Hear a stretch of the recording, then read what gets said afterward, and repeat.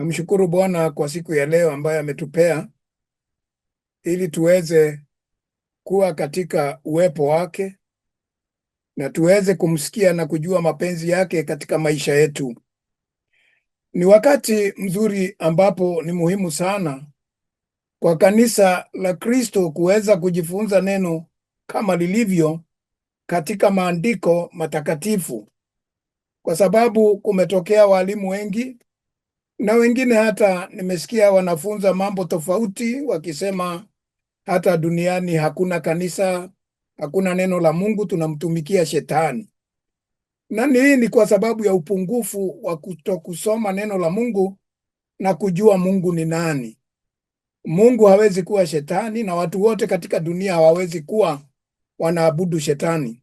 Ni lazima Mungu ana mbegu yake, ana mabaki yake kila mahali, wakati wowote katika kizazi chochote. Kwa hivyo ni vizuri wapenzi, ningeomba sisi wa Rehoboth tunafunza neno kama lilivyo, mstari kwa mstari, laini kwa laini katika Biblia, na vile vile tukiwa na fasiri ama maelezo yake kwa uchungu, kwa masomo maalumu ambayo tumeendelea kujitafutia katika vitabu vyote vya Biblia na katika chuoni. Kwa hivyo wapenzi, tunapoendelea na somo hili, tuko katika sura ya 18 katika kitabu ya Deuteronomy. Na sisemi ya kwamba kuna watu wafunzi, lakini nasema ya kwamba bado kuna kanisa la Mungu hapa ulimwenguni. Hatumwabudu shetani kabisa. Kwa hivyo katika somo letu lililopita katika sura ya 17 kitabu cha Kumbukumbu ya Torati, tuliweza kujifunza pale kumalizia juu ya wafalme, vile ambavyo sheria zao zilivyokuwa na vile ambavyo waliambiwa wasiweze kujiinua wakati ambapo Mungu atawainua katika uongozi wao, ili waweze kuamkia na kuwadhuru nduguze. Kwa hivyo wakaambiwa wawe watu ambao wanawaheshimu wengine. Kwa hivyo leo katika sura hii ya 18 tunaona ya kwamba tunaona sheria za mwongozo wa makuhani pamoja na manabii. Kwa hivyo Mungu haachilii jambo lolote. Ikiwa kuna sheria ya wafalme na waamuzi na wengineo, vile vile kuna amri ambazo ni sheria ya makuhani na manabii. Na ndiyo siku ya leo tunaenda kuangazia katika sura hii ya 18. Na unaweza kuwa umeitwa na Bwana, wewe ni kuhani, usidhani uko juu ya wengine, kwa sababu wewe ni mtumishi wa Mungu. Na vile vile ukiwa nabii, huwa ukiona ya kwamba unabii unaotoa unatokana na Mungu, lakini si kwa sababu ya mapenzi yako ama mapenzi ya watu. Kwa hivyo kuna sheria zake. Kwa hivyo makuhani, katika mstari wa kwanza hapo, makuhani wa Lawi, kabila yote ya Lawi, wasiwe na fungu wala urithi pamoja na Israeli. Watakula sadaka za Bwana zifanywazo kwa moto na urithi wake. Hiyo ndiyo sheria ya Bwana ambaye aliweka kwa makuhani ambao ni Walawi wote pamoja, na anasema ya kwamba hawa makuhani hawatakuwa na fungu, hawatakiwi kuwa na mashamba na hawatakiwi kuwa na mabiashara na mambo mengine, kwa sababu kazi yao muhimu ni kuwatumikia watu wa Mungu na kutoa dhabihu kwa sababu ya watu wa Mungu. Kwa hivyo wakati ambapo tunaona wafuasi wa Mungu hawa makuhani wanajitafutia kazi na mambo mengine, ni kwa sababu tayari wanaohudumiwa wameshindwa kuangalia juu ya fungu lao. Kwa hivyo Mungu akasema wasiwe na fungu wala urithi pamoja na Israeli. Yaani vile Waisraeli, vile washiriki wamebarikiwa, wawa watu wa Mungu wasiwe namna hiyo, wasiwe na urithi wa namna hiyo. Kwa sababu wanasema nini? Mungu anasema watakula sadaka za Bwana zitokazo zinazofanywa kwa moto. Kwa hivyo watatumia sadaka ambazo zinatolewa, na tulielezewa zaidi katika kitabu cha Walawi vile sadaka hizi zitakavyogawiwa hata za Walawi na vile zitabaki, na vile vile urithi ule ambao ni urithi wa Mungu. Hapa wanasema na urithi wake, urithi wa Mungu mwenyewe. Kile Mungu amerithi ndani yake ile baraka ameweka ndani yake, ndio itakuwa urithi wa makuhani. Kwa hivyo wala wasiwe na urithi kati ya ndugu zao, wasiwe na mashamba kati ya ndugu zao na mambo kama hayo. Lakini kuna yale ambayo tuliambiwa watapewa kwa sababu ya ujenzi na mahali pa kuishi, lakini katika hali ya marupurupu yao ya kuishi, inasemekana hawa watatumia sadaka iliyopo, na wanaambiwa ya kwamba wasiwe na urithi kwa sababu watakuwa, kwa mfano, kama mchungaji wanapingana na nduguze katika hali ya mashamba na zingine, unaona hata ile imani ya kutoa dhabihu itakuwa ni kama mapendeleo na ikiwa na chuki. Ndio inatakiwa roho ya mchungaji iwe huru kabisa, awe ni mtu ambaye hawezi kupigana na ndugu zake kwa mambo kama ya urithi. Bwana ndiye urithi wao kama alivyowaambia. Kwa hivyo Mungu ndiye urithi wa makuhani, yeye, yani hawa Walawi ambao ni makuhani. Na ukumbuke, si Walawi wote, la, ni makuhani na nabii, hao ndio wanaelezwa juu yake. Na sasa kile tunaongea dakika hii ni juu ya kuhani ambaye anatoa dhabihu, kwa sababu nabii hatoi dhabihu. Nabii analeta ujumbe wa Mungu anavyosema, lakini Mlawi, huyu kuhani, anakuwa pale kutoa dhabihu kwa sababu ya wana wa Israeli. Kwa hivyo katika kabila hilo la Walawi kuna wengine ambao tuliona walikuwa wameambiwa ni wakubeba sanduku la agano, kuwa waimbaji pale katika madhabahu na mengine kama hayo. Mnakumbuka vizuri tulifunza hiyo katika kitabu cha Hesabu na vile vile katika Walawi. Na tunaona ya kwamba hao Walawi wengine ambao si makuhani, hao watakuwa ni watu ambao wanatumia ile mali ama mali yaliyotolewa kwa sababu ya madhabahu ya Bwana. Kwa hivyo wapenzi, kama vile Bwana alivyosema, urithi wa makuhani utakuwa ni ndani ya Mungu, na hii itakuwa haki ya makuhani kwa watu hao wasogezao sadaka, ikiwa ni ng'ombe, ikiwa ni kondoo, wampe kuhani mkono na mashavu mawili na tumbo. Kwa hivyo ile mambo ambaye Bwana anatukumbusha wakati dhabihu zinatolewa, wale watu wameleta ng'ombe, wameleta kondoo zao kutoa dhabihu, na Bwana anasema hivi, anasema ya kwamba watampa huyu kuhani, atapewa mkono mmoja wa ile dhabihu ama ni ng'ombe, na vile vile mashavu, atapewa mashavu. Mashavu ni haya basi, atapewa mashavu mawili yote. Kwa hivyo kichwa kizima kitaenda kwa kuhani, na vile vile atapewa matumbo yote, nyama za tumbo na kila kitu zitakuwa, ile matumbo ni ya kuhani, kwa sababu ni Bwana ameigawa namna hiyo. Na malimbuko ya nafaka zako na divai, yani malimbuko ile unatoa dhabihu ya kwanza, sadaka ya kwanza ya malimbuko ya nafaka yako, kama ni mahindi, ngano na vile umepanda mashambani, ile mazao ya kwanza utapeleka kwa kuhani. Kwa hivyo vile unaona wakati mwingine tunapeleka sehemu kidogo tu kwa kuhani, hiyo ni kuonyesha zibarikiwe zikiwa pale. Lakini ukishavuna zimekuja nyumbani, lazima utoe fungu ambalo ni mazao yako ya kwanza, iende kwa nyumba ya kuhani. Na divai vile vile, yani divai na vile vile mafuta yako na manyoya ya kwanza ya kondoo zako umpe. Yani ukiwa na kondoo ambazo unanyoa, unauza yale manyoya ya kwanza, yatakuwa ni ya kuhani, na mafuta vile vile ulio nayo wewe vile vile itakuwa ni ya kuhani ya kwanza, ingine yote ni yako. Na ndio unaona wakati mmoja mtu wa Mungu ambaye ni Elijah, unakumbuka alipomkuta yule mama na kijana wake ambao wamebaki, wakasema wanaunga kidogo tu, inabaki wale wafe. Wakati Elijah alimwambia ya kwamba nenda upike mkate kwanza unipe mimi, yani asimpe mtoto wake kwanza, ampe yeye. Ilikuwa maana yake ni hii, ati ile mazao ya kwanza kabisa anaye, kwa sababu huyo mwanamke hakuwa na chochote, na Elijah alikuja kwa mara ya kwanza kwake. Kwa hivyo alimwambia kile anacho Hicho ndicho kilikuwa mavuno yake, malimbuko yake ya kwanza, unga huo mdogo aliokuwa nao.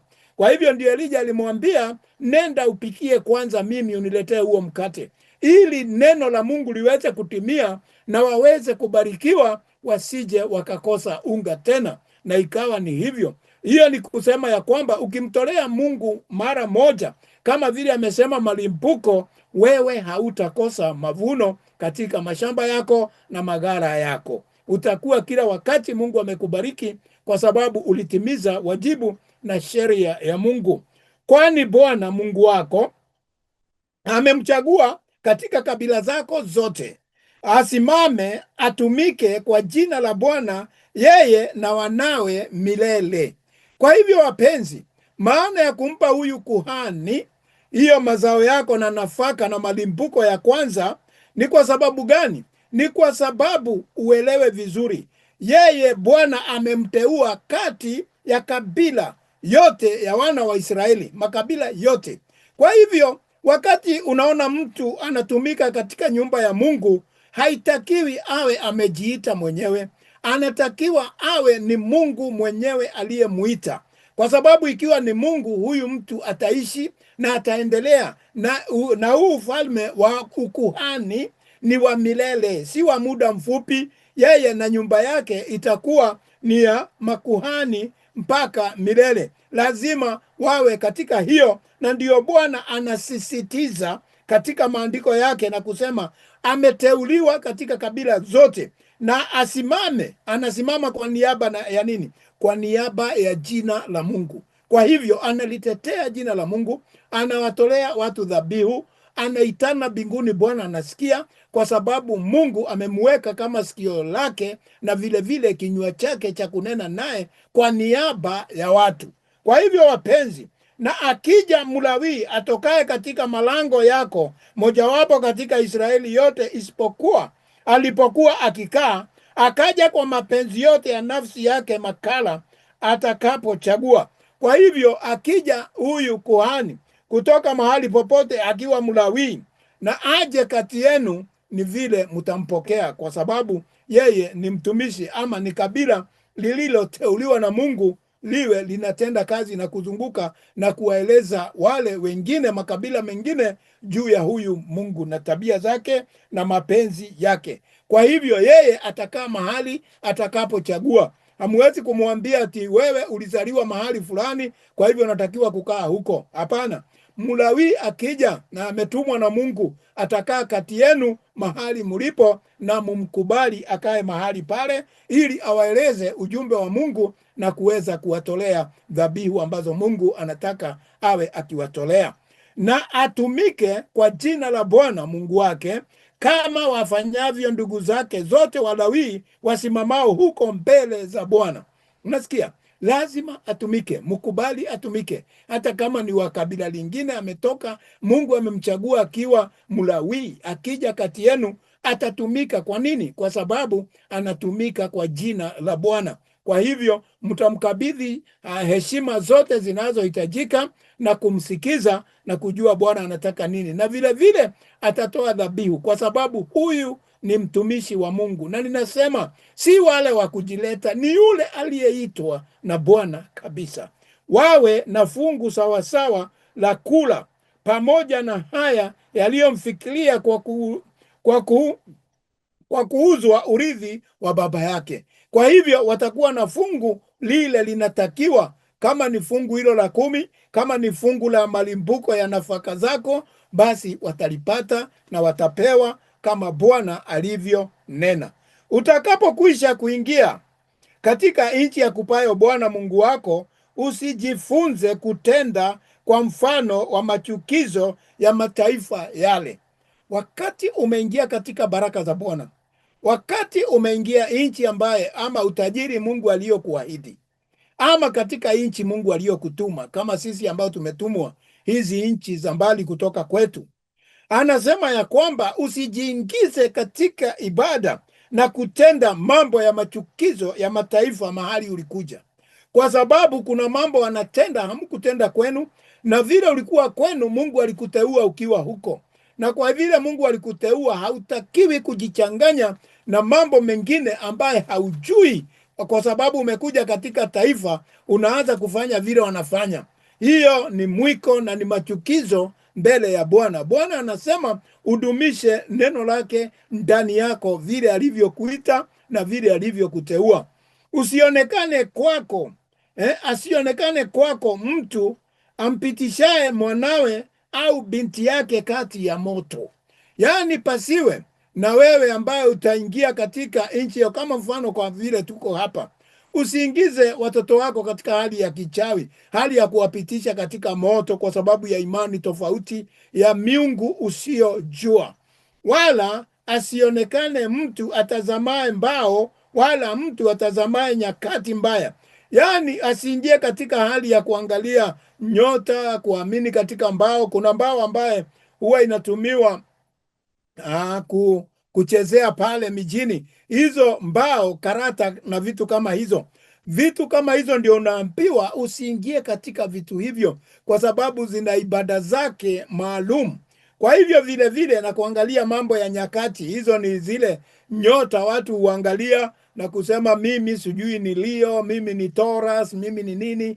Mambo kama hayo ndiyo kuangalia mambo yale. Wala mwenye kubashiri au msihiri, yaani watu wenye kukubashiria maneno, wanakuambia itakuwa hivi, wanakuambia hivi, na ijatokana na Mungu. Wa roho za ubashiri wanaweza kuja nazo watu ambao ni majini, watu ambao wana imani tofauti.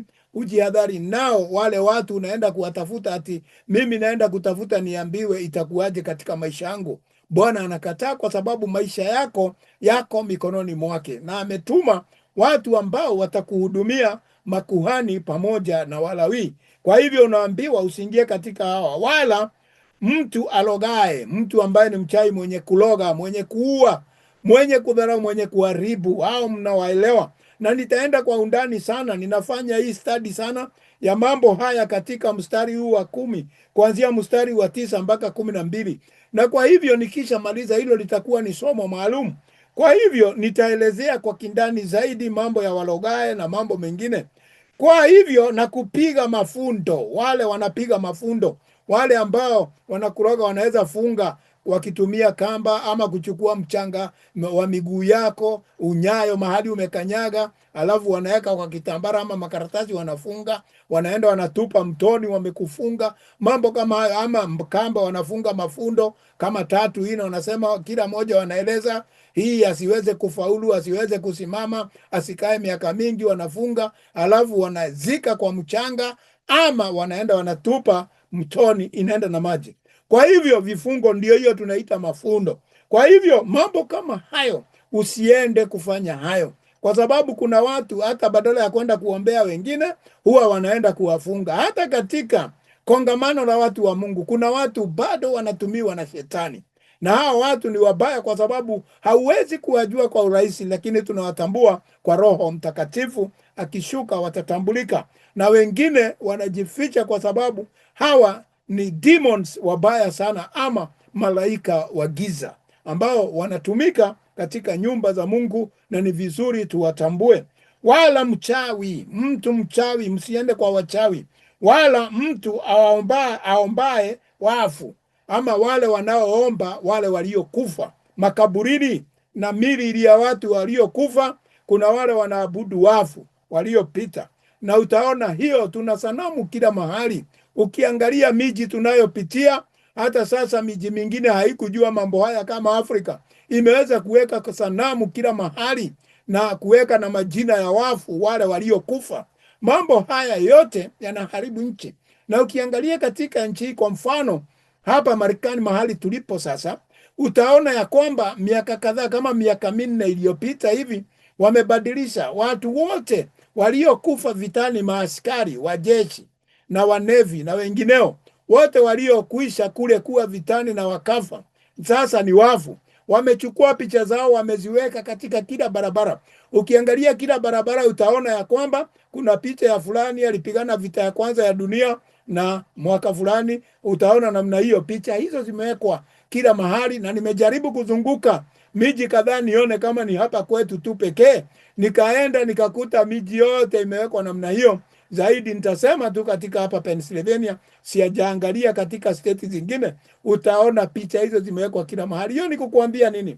Hiyo ni kukuambia ya kwamba tayari waliokufa roho hizo zimeamushwa, ziko. Kwa hivyo uamini Mungu kabisa, usimame katika upande wa Mungu ili uweze kupigana na nguvu zinazokuzunguka. Kwa hivyo tuko katika vita za ajabu sana katika ulimwengu huu, na kwa hivyo wapenzi, hasa katika nchi tulio, ukicheza namna hiyo ama kupumzika kidogo, utakuta roho wa Mungu ashatoka ndani yako, kwa sababu roho zingine zimepenya ukizipatia nafasi. Kwa hivyo wapenzi, haya mambo ndiyo yapo, lakini wengine wakiona hawaelewi maana, wanaona ni kawaida. Lakini je, mtu aliyekufa mwaka huo wa 1914 ama ingine anakusaidia, maiti yake inakusaidia na nini? Mungu anasema yeye ni Mungu wa walio hai, mbali si waliokufa. Kwa hivyo wapenzi, mambo haya mwende mkijua na kuenda mkiomba. Msione tu kama mambo inatendeka hivi hivi. Hapana, kitu chote unaona, rudi katika maandiko, uone maandiko inasema nini kuhusu jambo hilo. Kwa maana mtu atendaye hayo ni chukizo kwa Bwana, kisha ni kwa sababu ya hayo Bwana Mungu anawafukuza mbele zako. Ndio maana Mungu anakupa urithi, anakupa utajiri, ili hawa watu wasiwe juu yako, ili wewe uwe juu yao.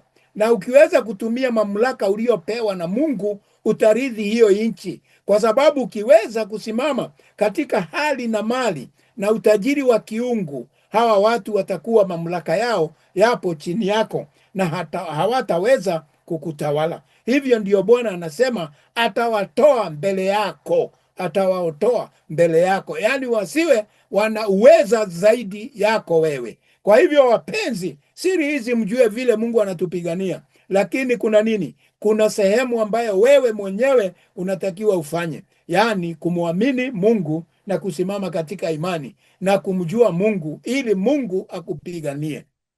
Kwa hivyo na unatakiwa uwe nini? Ili Mungu aondoe adui mbele zako, wewe uwe kuwa kichwa, kama vile Samueli alisema, tutakuwa vichwa wala hatutakuwa mikia.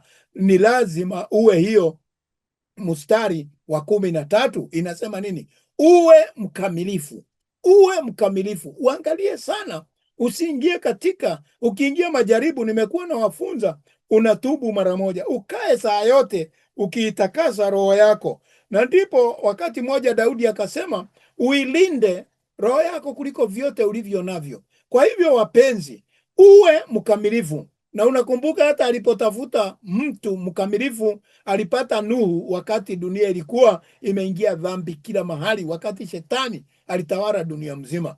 Kwa hivyo alimpata mtu mmoja aliyekuwa mkamilifu, asiye na ila, ambaye alikuwa ni Nuhu. Na vile vile aliweza kumtakasa mwingine na kumuita, na akaamini huyu Ibrahimu, na akaja akaacha kila kitu, akaenda kuongozwa na Mungu. Hivyo ndivyo Bwana anataka tuwe, watu ambao tunamtegemea, na tukimtegemea anatutajirisha kwa kila jambo, kwa sababu tunatenda mapenzi yake. Kwa Mungu iko kila mahali, lakini ukiangalia na macho ya Mungu ya mwili unaona kama yote haiwezekani, lakini ukiingia katika macho ya kiroho unaona kila kitu ni ya Mungu, kwa sababu anasema katika Waibrania 11 mstari wa 1, vitu visivyoonekana na vile vinavyoonekana vinafanyika, vinakuwa vinaonekana. Kwa hivyo wapenzi, kwa Mungu yote yanawezekana. Kuna utajiri mwingi, lakini kwa sababu ya mwili saa ingine tunaangalia na macho ya mwili,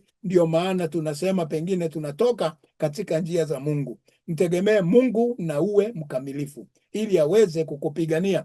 Maana mataifa haya utakao wamiliki hawasikilizi wanaoshika unasikia, hawasikiliza.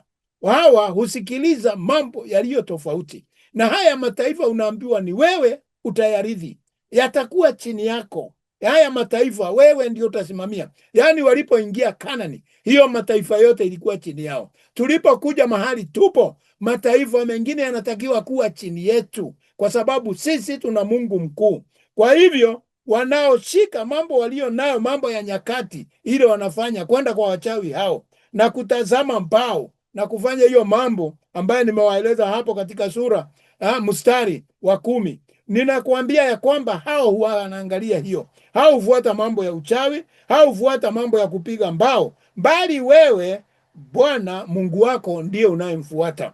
Kwa hivyo uko tofauti na hawa watu, wewe sio sawa nao.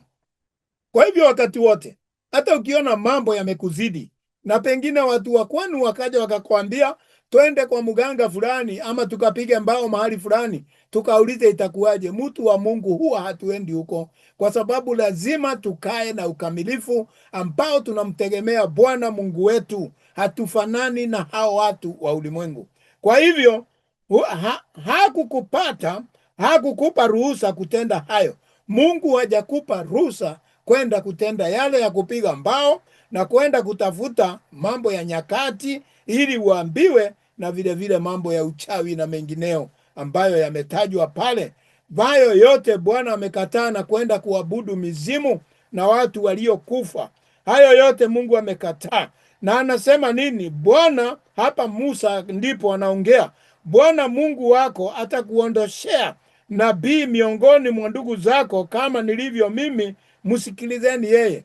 Naye Musa akasema, na nyakati ambazo sasa tumeelezwa juu ya kuhani, anasema Musa hapo mstari wa 15, na Mungu atainua nabii kati yetu Mungu atainua nabii ambaye atafanana na Musa. Vile Musa aliongea na Mungu, alielezwa watu wafanye hivi, akaenda akawaeleza, kwa sababu Musa alikuwa amepewa zote, kwa sababu alikuwa amesimama kwa niaba ya Mungu.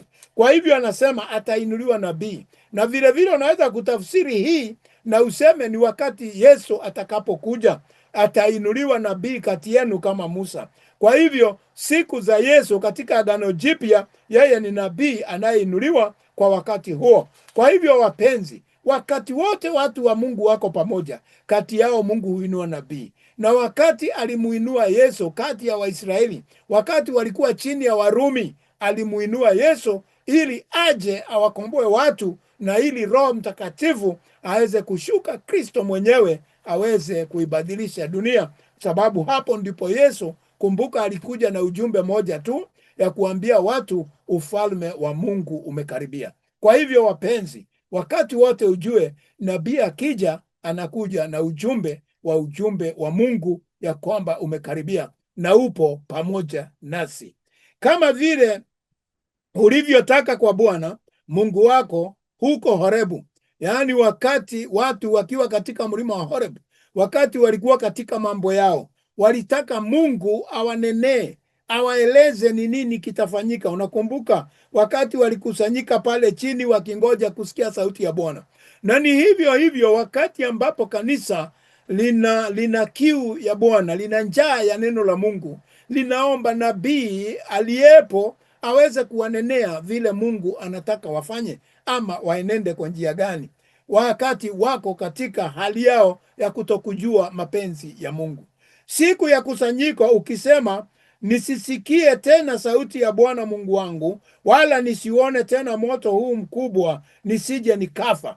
Ndipo walisema mtu mmoja achaguliwe nabii. Ndio Mungu alimuinua huyu ambaye ni nani? Ni Musa, aende mbele ya Bwana ili Bwana ampe zile amri 10 alizompa, ili watu wajue watafanya nini. Kwa sababu gani? Waliogopa wakisikia sauti ya Bwana vile anakuja kama radi na nguvu nyingi, basi wakaona ya kwamba ama ile sauti yake nyororo, wakaogopa, lakini waliogopa ile sauti yake ya uradi. Kwa hivyo wakasema, akija tena kwetu tumusikie sauti hiyo, tutakufa. Kwa hivyo wewe nabii utuwakilishe. Ndiyo maana unaona lazima kuwe na unabii katika nyumba ya Mungu, ili kila wakati tuwe tunajua Mungu anataka tufanye nini.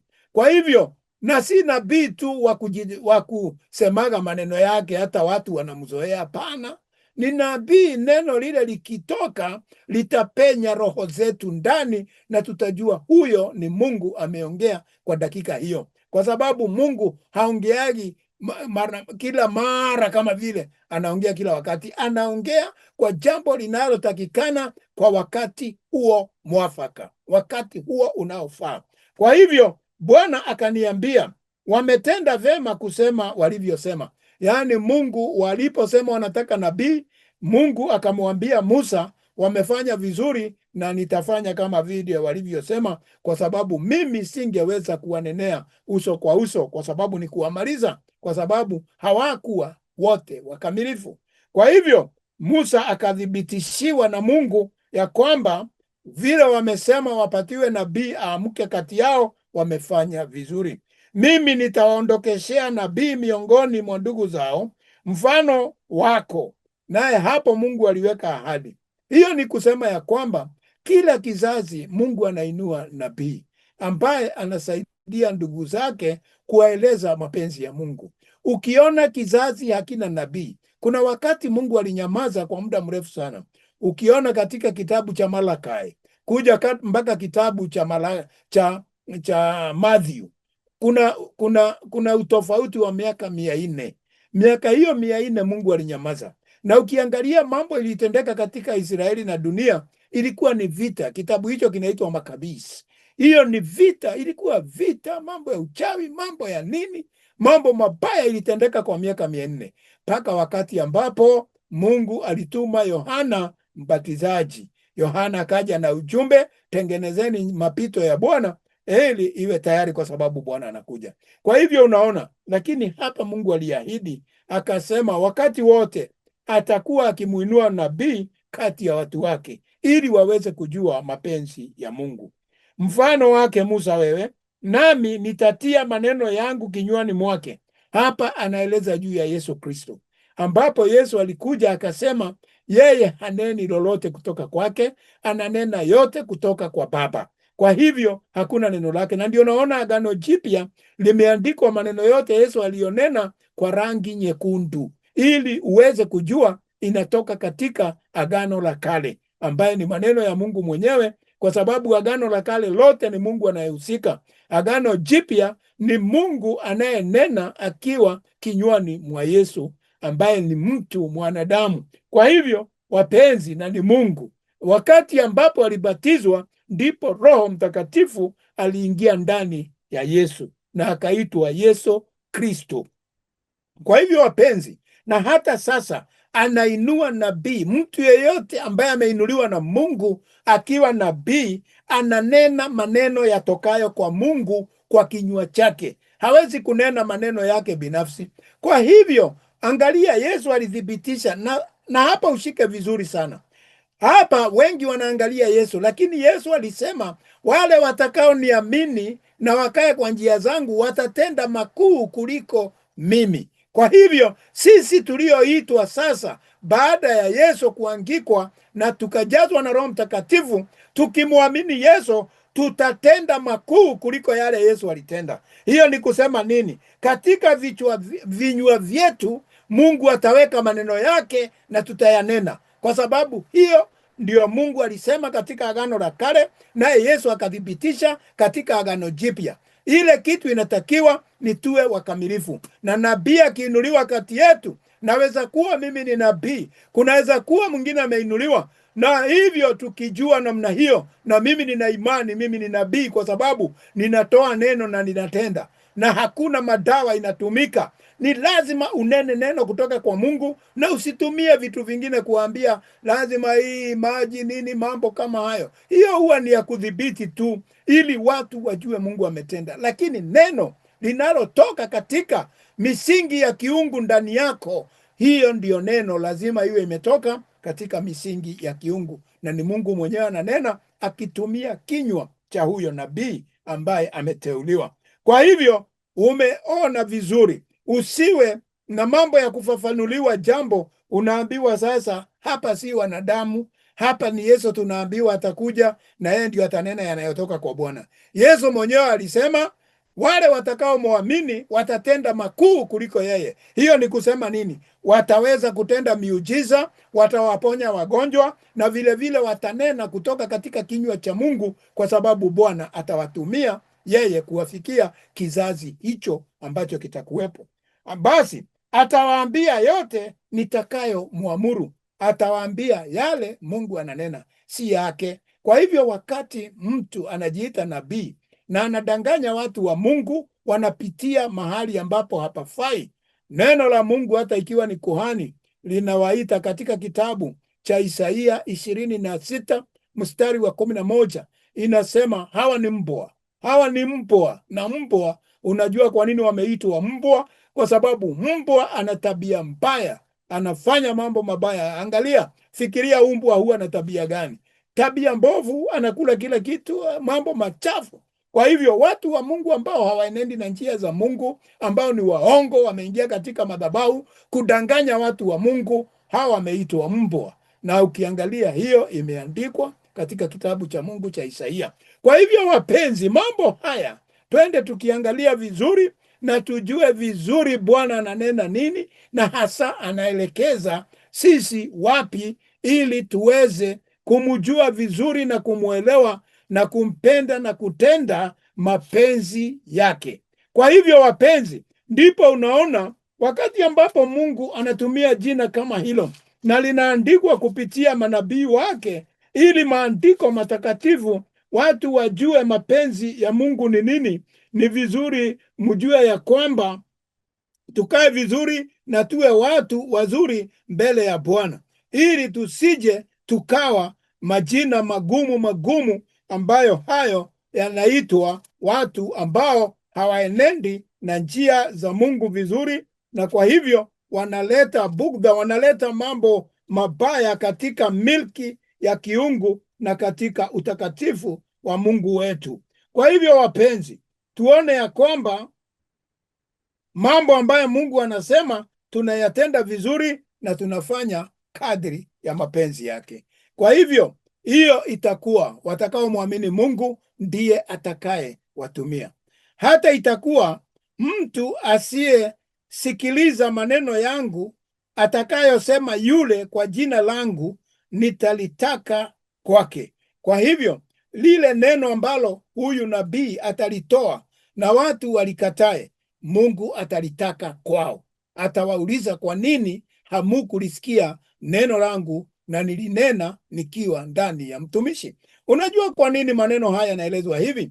Ni kwa sababu nimewafunza na kuambia Mungu ni roho, na anatumia yule mtu yule amejitolea atumiwa na Mungu na kumwamini, roho wa Mungu anaingia ndani yake, anamtumia. Kwa hivyo ndio maana anasema hivi, yule ambaye hatasikia maneno ya Mungu inayotoka na yule nabii aliyeteuliwa, Bwana anasema ana imekuja kwa jina lake, Bwana anasema atamuuliza, kwa nini haukuamini yale maneno na nilituma mtu wangu?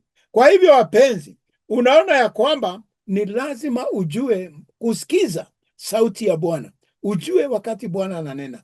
Anaweza tumia hata mtoto, anakuletea neno la unabii na anabadilisha maisha yako. Anaweza tumia hata mtu mwingine. Hata wakati mwingine alitumia mchawi akitaka kulaani wana wa Israeli. Wakati wa Balak, yule Balamu alikuwa ni mchawi tu kutoka mashariki.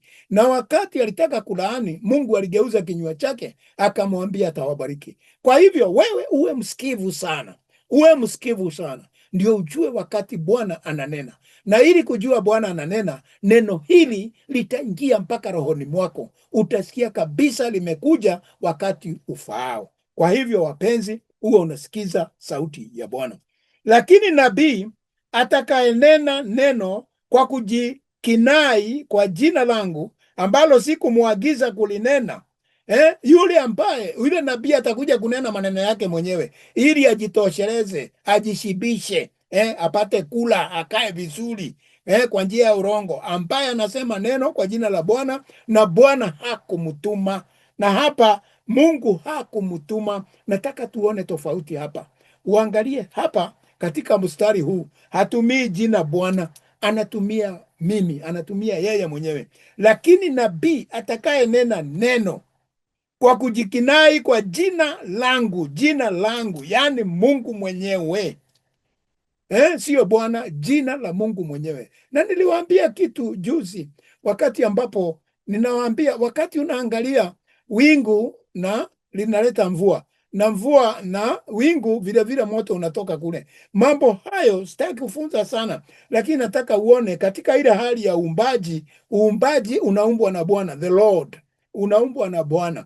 lakini kuna nguvu zile zinafanya huu uumbaji utendeke. Huyo ndiye Mungu, ni roho hiyo ya nguvu. Huyo ndio Mungu, na ndio huyo nataka mumtafute, mumujue, mujue mambo yote. Mkimjua huyo, mumejua yote ndani ya yote. Kwa hivyo wapenzi, anasema ikiwa nabii atakuja tu kujiinua mwenyewe ili ashibe, ajikinaishe, ajitosheleze mwenyewe na anene neno ambalo Bwana hakumwagiza aseme, na akanena kwa jina langu na kwa jina la miungu wengine, kwa jina la kujiinua mwenyewe miungu ile na abudu, nabii yule atakufa.